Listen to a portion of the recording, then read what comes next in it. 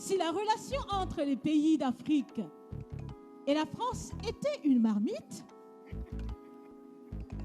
sachez qu'elle est très sale, cette marmite. Elle est sale de reconnaissance légère des exactions commises. Elle est sale de corruption. Elle est sale de non-transparence. Elle est sale de vocabulaire dévalorisant. Elle est sale, Monsieur le Président. Nul besoin donc de vous préciser que mon interpellation sera celle de la vérité, de la sincérité et de la franchise.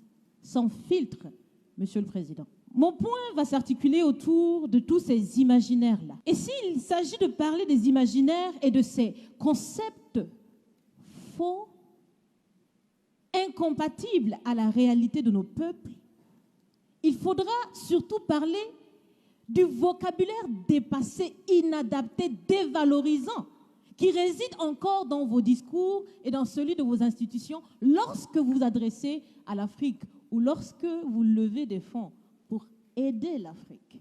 Parmi ces expressions, il y en a une qui retient mon attention tout le temps et qui par fini me dérange. L'aide au développement. Monsieur le Président, l'aide, tant qu'elle n'aide pas, tant qu'elle n'amène pas à se départir de l'aide, comme le dit Thomas Sankara, il faut s'en débarrasser. Car l'aide, ce type d'aide-là rend esclave. Ce type d'aide-là empêche les peuples, les populations de s'en sortir par elles-mêmes, par leur propre capacité, parce qu'elles peuvent le faire, Monsieur le Président, et vous devrez le savoir. Le meilleur est en chacun d'entre nous, quelle que soit notre origine. Je continue donc pour vous citer ici Feu Joseph Kizerbo, un intellectuel africain, certainement que vous le connaissez. Vous lisez beaucoup, n'est-ce pas, Monsieur le Président? Il a dit, et je cite, « On ne développe pas, on se développe. » Fin de citation. Alors si on ne développe pas, on ne peut pas non plus aider à développer.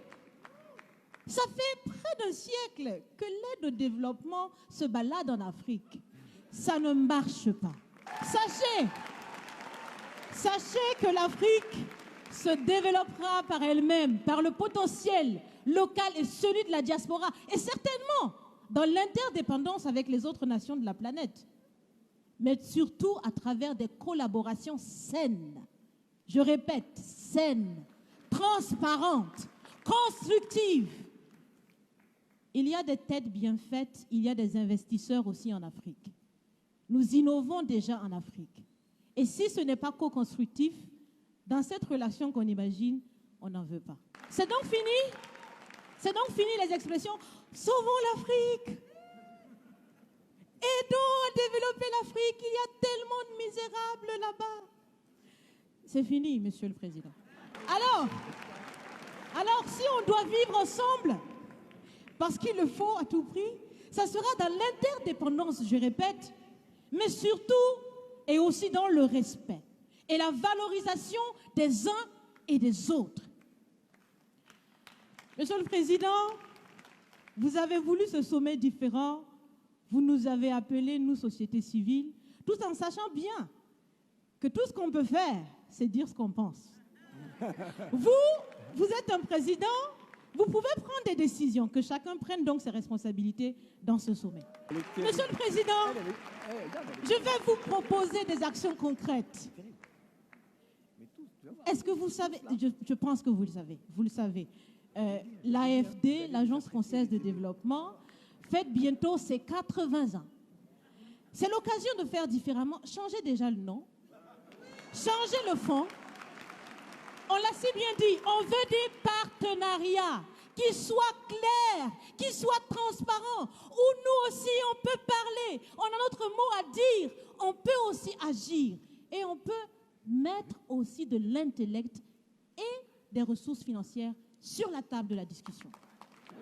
Mais je vais finir. Et je vous propose de visualiser avec moi ceci. Si la relation entre les pays d'Afrique et la France était une marmite, sachez qu'elle est très sale, cette marmite. Elle est sale de reconnaissance légère des exactions commises. Elle est sale de corruption. Elle est sale de non-transparence. Elle est sale de vocabulaire dévalorisant. Elle est sale, Monsieur le Président. Je vous invite à la recurer par des actions concrètes. J'ai déjà proposé des actions, commencez. Mes amis le feront aussi. Si vous refusez de la laver, si vous voulez quand même préparer là-dedans, je ne mangerai pas. Nous ne mangerons pas. L'Afrique ne mangera plus. Le repas. Écoutez. Le repas.